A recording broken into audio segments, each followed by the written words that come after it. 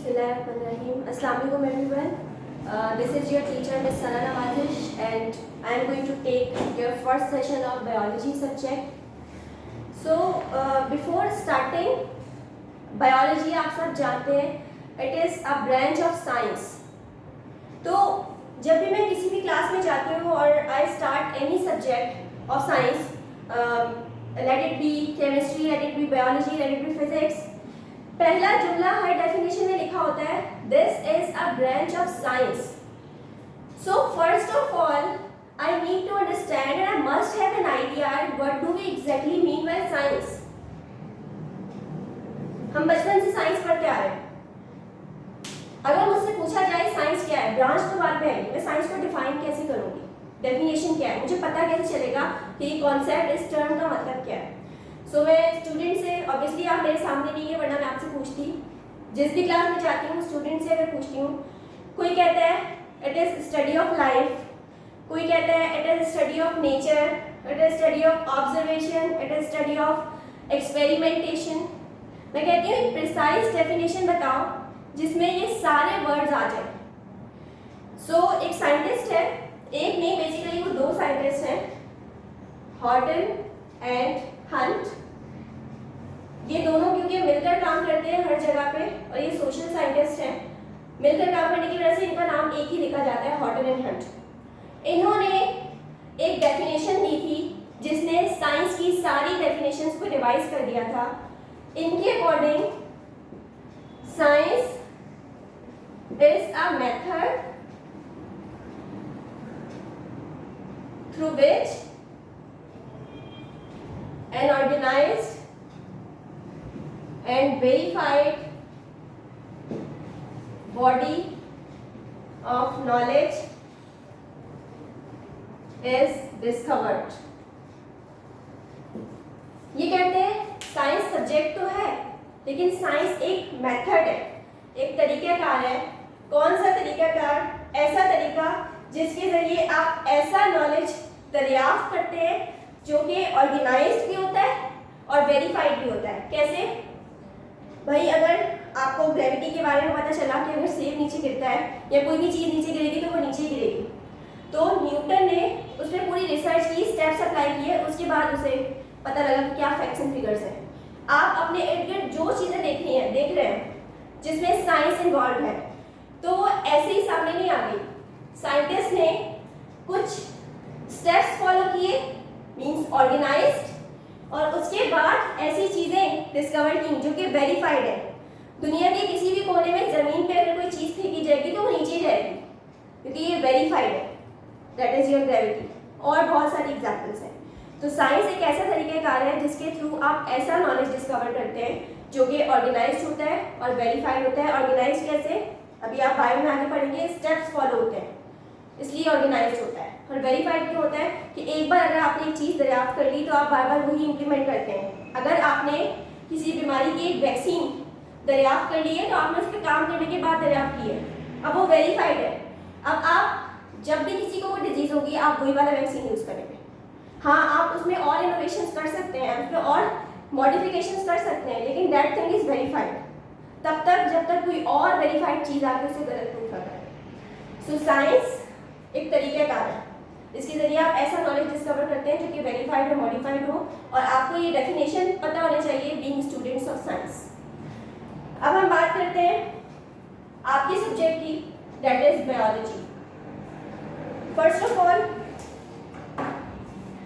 Why am I holding this book? मेरे हाथ में ये बुक क्यों है? जब भी किसी क्लास में जाके पढ़ाती हूँ बोर्ड के कोई भी सब्जेक्ट्स या कोई और क्लास के सब्जेक्ट्स, तो स्टूडेंट्स को कहती हूँ I recommend that read this book. Why? Because आपके बोर्ड के एग्जामिनेशन के अंदर इस बुक के किसी भी कॉर्नर में से पेपर आ जाएगा, MCQs आ जाएंगे. So this book is applicable for your paper pattern as well as for your knowledge. अगर आप कुछ हासिल करना चाहते हैं तो आप इस बुक को thoroughly रीड करें. कोने कोने में छोटे छोटे कॉन्सेप्ट्स होते हैं जो हम मिस कर जाते हैं अगर हम सिर्फ बड़ी बड़ी हेडिंग्स को देख के एक्सप्लेन कर लें. सो बुक को ज़रूर रीड किया कीजिए for your knowledge and for your paper as well. Talking about your first chapter, that is Introduction to Biology. इस चैप्टर में हम ये लिखेंगे कि बायोलॉजी है क्या, इसके मीनिंग्स, इसकी डेफिनेशन, इसमें डिफरेंट अगर साइंटिस्ट थे, चाहे वो मुस्लिम्स हो या चाहे वो नॉन मुस्लिम साइंटिस्ट हो, उन्होंने क्या क्या कॉन्ट्रीब्यूशंस दिए हैं और किस तरह से इस फील्ड को आगे की तरफ लेके गए।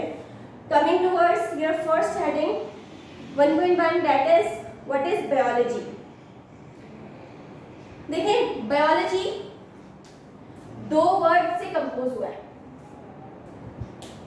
लॉजी का वर्ड तो आप जहां सुनते हैं it means knowledge, study, discipline, and bio means life, यानी कि overall you can define it as a study of life, a science of life. तो नाम से डेफिनेशन पता चल रही है। अब अगर आपसे ये पूछा जाए why is this field important, ये अहम सवाल है। डेफिनेशन तो नाम में आ गई, ये फील्ड इंपॉर्टेंट क्यों है? आज हमें जितनी बीमारियां होती हैं और बीमारियों के बाद अगर हम इलाज के लिए जाते हैं और उन बीमारियों का क्योर है, ट्रीटमेंट के बाद, डायग्नोज होने के बाद आप ठीक ठाक वापस आ जाते हैं, ये बायोलॉजी तो है। अगर आप लाइफ को स्टडी ही नहीं करेंगे, सबसे पहले how would you know about your own self, मेरी बॉडी कैसी है, मेरी बॉडी में कौन कौन से ऑर्गन्स हैं, कौन से डिजीजेस हैं। फिर डिजीजेस पता नहीं चलेंगे जब तक, तो उनका सॉल्यूशन कैसे होगा, उनका ट्रीटमेंट कैसे होगा। जैसे अगर एक प्रॉब्लम है, मुझे पता ही नहीं है what is the problem with me, so I am going to sort it out. Similarly if I don't know about what kind of diseases a person may have been persisting, so I would not be knowing about the treatment of that particular diseases until and unless I don't know about the structure, the organs and the diseases that are prevailing in a human body. So इंसान के body को, life को पढ़ना important है ताकि आप अपने बारे में जान सकें और आप ये जान सकें कि एक इंसान के साथ कौन कौन से डिसऑर्डर्स हो सकते हैं और उन्हें कैसे ट्रीट किया जा सकता है। अच्छा, बायोलॉजी के अंदर आप डिफरेंट ब्रांचेस आ गई हैं, लेकिन बिगिनिंग में, क्योंकि जब बिगिनिंग होती है ना, स्टार्ट होता है, जैसे आप छोटी क्लास में थे, सिर्फ आपको लेटर्स पढ़ाए गए, फिर छोटे छोटे सेंटेंसेस पढ़ाए, आज आप पूरे पूरे टेक्स्ट पढ़ रहे हैं। सिमिलरली एक सब्जेक्ट भी छोटे से बच्चे की तरह होता है, स्टार्ट में उसकी ग्रोथ में टाइम लगता है, फिर उसमें डिफरेंट लोग आते हैं, कॉन्ट्रीब्यूशन देते हैं और उसके बाद वो एक्सपैंड हो जाता है, नॉलेज एक्सपैंड हो जाता है। सिमिलरली बायोलॉजी की स्टार्टिंग में सिर्फ बेसिक 3 ब्रांचेस थी और आज वो एक्सपैंड हो चुकी है। और वो 3 मेन ब्रांचेस कौन सी थी? Zoology, botany, microbiology.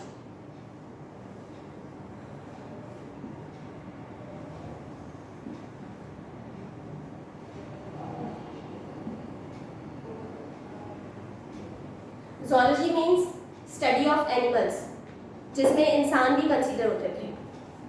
Botany means study of plants, और microbiology means if I am standing here, I don't have an idea, I am so unconscious about how many microbes are attacking at me. I don't know. But this is the reality that I am standing here. There are particular microbes around me that I cannot see through my naked eyes, but that can be seen through microscope, either electronic or compound microscope or simple microscope.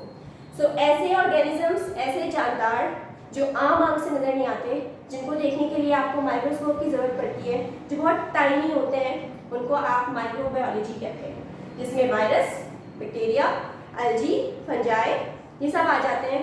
और इसमें आपको मैं अभी की example देती हूँ, simple सी। अभी हमारे जो पैंडेमिक फैला है यहाँ पे, जिसको आप कोरोना वायरस के नाम से जानते हैं, जिसकी वजह से आज हम क्लासरूम एनवायरनमेंट की बजाय इस तरह से स्टडी कर रहे हैं, वो वायरस है। मुझे बताएं, अगर माइक्रोबायोलॉजी ना होती, आपको कैसे पता चलता कि a particular virus is attack at us? हमें नहीं पता चलता। अगर माइक्रोबायोलॉजी की फील्ड ना होती तो आज हमें पता ना चलता कि हम किस सिचुएशन से गुजर रहे हैं, और फिर उस सिचुएशन का पता ना होता तो ना उसका ट्रीटमेंट निकल पाता, और ना आज हमें से बहुत सारे लोग जो सेफ हो रहे हैं, जो सेफ्टी प्रिकॉशंस ले रहे हैं, वो ना ले रहे होते। आप जब भी कोई नॉलेज पढ़ते हैं, उसको अपनी डेली लाइफ के एनवायरनमेंट में एग्जाम्पल ढूंढ के अप्लाई किया करें कि इस चीज़ का फ़ायदा क्या है मेरी डेली लाइफ में। जैसे अभी आपको एक एग्जाम्पल मिल गई है microbiology, talking about animals. Animals छोड़ दें, हम ह्यूमन बींग्स की बात कर रहे हैं, इसी वायरस की बात कर रहे हैं, that is attacking on the human beings. अगर आपको अपने बारे में पता ना होता, मेरा रेस्पिरेटरी सिस्टम है, फलाना कफ, फलाना इन्फ्लुएंजा, इन चीज़ों के बारे में ना पता होता अगर आप सिम्टम्स को कैसे डिस्कस कर रहे होते। टॉकिंग अबाउट प्लांट्स, आपको डिफरेंट प्लांट्स के बारे में ना पता होता, प्लांट्स के बगैर लाइफ इज इम्पॉसिबल। ये सारी चीज़ें आपस में इंटरट्विनिंग होती हैं। अगर मैं दुनिया से सारे पौधे खत्म कर दूँ ना, मिसाल के तौर पर, आप भी जिंदा नहीं रहेंगे। कैसे? आप फीड करते हैं दो चीज़ें, एक प्लांट्स का मतलब है I am talking about fruits, vegetables, pulses etcetera, and you feed on the meat of different animals. अब मुझे बताएं, मैंने प्लांट्स खत्म कर दिए, अब बचा आपके पास मीट। जिसका आप मीट खाते हैं वो खुद क्या खाते हैं? प्लांट्स। जब उनके पास फीड करने के लिए कुछ नहीं होगा, they would die, and if they would die, you wouldn't have anything to eat. तो ये सारी चीज़ों की इम्पोर्टेंस है और इनको पढ़ना बहुत इम्पोर्टेंट है।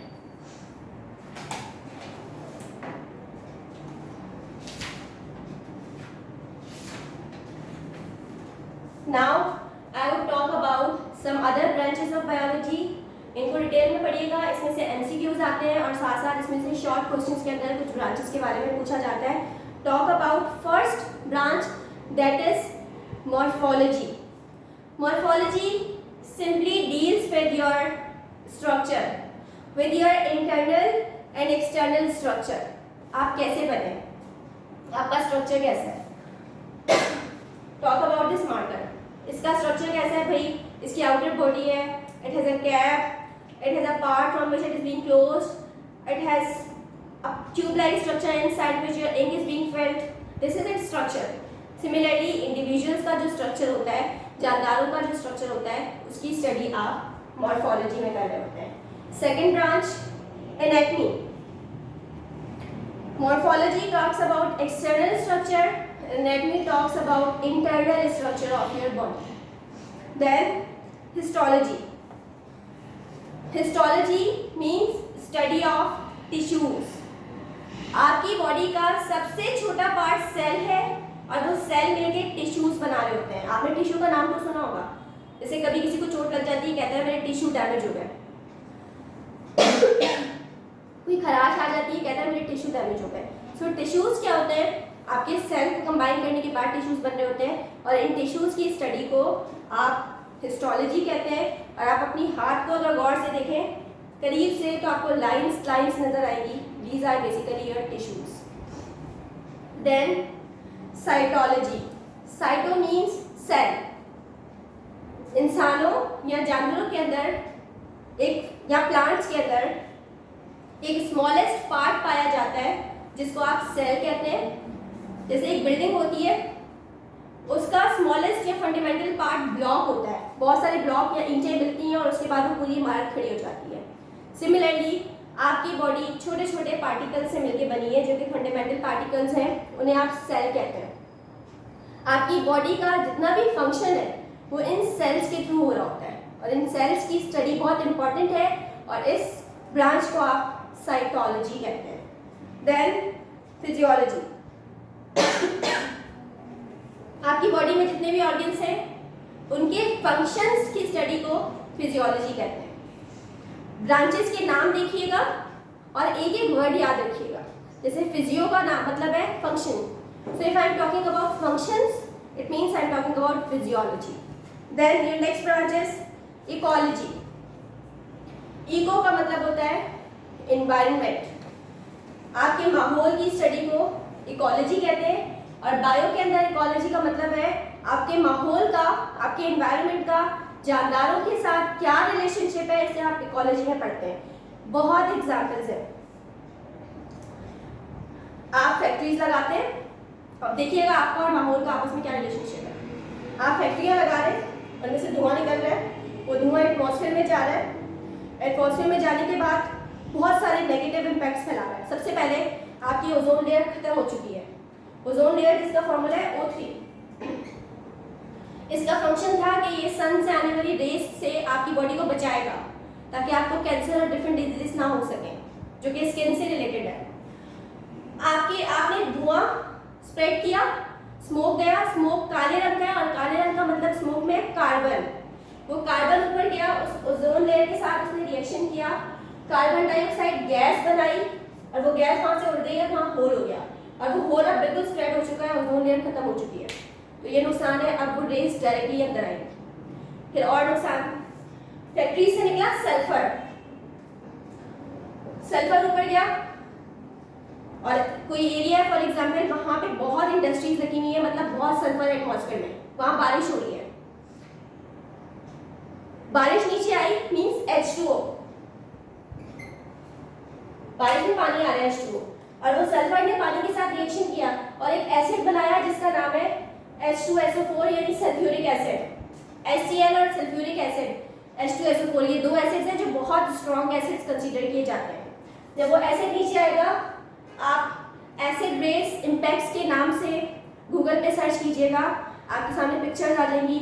एक मेटल का स्टैचू था, पूरा तबाह हो गया था, क्रॉप्स तबाह हो गए थे, लोगों की स्किन डैमेज हो गई थी, क्यों? क्योंकि वो एसिड नीचे आ रहा था। तो ऐसे एरियाज जहाँ पे ज़्यादा सल्फर पाया जाएगा, अब आप देखें आपने क्या किया, आप ह्यूमन बीइंग्स हैं, आपने फैक्ट्रीज लगा के ये सारे काम किए, इसने आपके एटमॉस्फेयर को पॉल्यूट किया और फिर उस पॉल्यूटेड एटमॉस्फेयर ने आप ही को इम्पैक्ट किया। फिर एक और एग्जाम्पल, मरीन लाइफ की बात करते हैं। आपकी फैक्ट्रीज में से जो गंदा पानी, वेस्ट मटेरियल निकल रहा है, वो गया रिवर्स के अंदर, ओशंस के अंदर, सीज के अंदर, वहाँ मौजूद है मरीन लाइफ, पूरी जिंदगी मौजूद है वहाँ पे, मछलियाँ मौजूद हैं और डिफरेंट ऑक्टोपस, डिफरेंट सी एनिमल्स मौजूद हैं, सी प्लांट्स मौजूद हैं, मशरूम्स मौजूद हैं। वहाँ वो गंदा पानी जब गया और वही पानी के अंदर वो लाइफ पूरी सर्वाइव कर रही है, उस पूरी लाइफ पे इम्पैक्ट आया, या वो जानवर मर गए या उन पर डिफरेंट तरह से नेगेटिव कॉन्सिक्वेंसेज आए। तो आप देखें आपके माहौल ने किस तरह से मरीन लाइफ को इम्पैक्ट किया। दिन ब दिन हमारा एटमॉस्फेयर गर्म होता जा रहा है, गर्मियाँ एक्सट्रीम पे आती हैं, 40 अबव पारा चला जाता है, जिसको आप कहते हैं ग्लोबल वार्मिंग या green house effect. Green house effect थोड़ा सा इसको डिटेल में इसलिए बता रही हूँ ताकि आपको थोड़ा और क्लियर हो जाए, क्योंकि ये हमारी डेली लाइफ की एग्जाम्पल्स हैं। ग्लोबल वार्मिंग या ग्रीन हाउस इफेक्ट बेसिकली नाम कैसे पड़ा है? आपने देखा होगा पौधों की नर्सरी में कभी आप गए हो तो ऊपर ग्रीन कलर का शेड पड़ा हुआ होता है। वो ग्रीन शेड का मतलब पता है क्या है? कि वहाँ जो प्लांट्स हैं उनको गर्मी मिले, वार्मथ मिले और वो अच्छे से ग्रो हो सके, उसको कहते हैं ग्रीन हाउस इफेक्ट। और यही चीज़ इसी वजह से हमने अपने एटमॉस्फेयर को भी ग्रीन हाउस का नाम दिया है, ग्लोबल वार्मिंग का। हो क्या रहा है, आप पौधे काट रहे हैं और आप इंडस्ट्रीज या फैक्ट्रीज लगा रहे हैं, ये आप काम कर रहे हैं अपने माहौल के लिए। अब आपने पौधे काट दिए, पौधों का काम है कि वो कार्बन डाइऑक्साइड को एब्जॉर्ब करें और साथ साथ एटमॉस्फेयर को ठंडा रखें। पौधे काट दिए, इंडस्ट्रीज लगा दी और एटमॉस्फेयर को गर्म कर दिया। अब क्या हो रहा है, पूरे अर्थ में हीट मौजूद है, ऊपर से सन कंटिन्यूसली हीट दे रहा है, लेकिन ऐसी चीज़ें मौजूद नहीं है, मीन्स प्लांट्स मौजूद नहीं है जो उस गर्मी को एब्जॉर्ब कर सकें। दैट इज वाई वो वार्मथ अंदर ही मौजूद है, जैसे वो नर्सरी में ग्रीन शेड के अंदर वार्मथ गर्मी मौजूद होती है, वही गर्मी आपके एटमॉस्फेयर के अंदर है और ये आपके ऊपर इम्पैक्ट लेके आ रही है। किस तरह से? जो आप हीट स्ट्रोक के नाम से जानते हैं। तो ये आपने अपने माहौल के ऊपर इम्पैक्ट डाला और फिर उस माहौल ने आपके ऊपर इम्पैक्ट किया। तो इसे आप इकोलॉजी कहते हैं, जिसमें आप रिलेशनशिप डिस्कस कर रहे होते हैं कि आप कैसे इन्वायरमेंट को हार्म करते हैं और फिर वो इन्वायरमेंट इन रिटर्न आपको कैसे हार्म करता है। Then embryology. नेक्स्ट, आज हमने थोड़ा सा इंट्रोडक्शन डिस्कस किया है, साथ में थोड़ी सी ब्रांचेस की बात की है। नेक्स्ट क्लास में इन चीज़ों को रिपीट कीजिएगा, ताकि हो सकता है कि मैं आपको कोई भी एक्सरसाइज या कुछ भी प्रोवाइड कर दूँ, कोई MCQs प्रोवाइड कर दूँ और साइड बाय साइड फिर हम नेक्स्ट क्लास में नेक्स्ट चीज़ों को डिस्कस करेंगे। टिल देन टेक केयर, अल्लाह हाफिज़।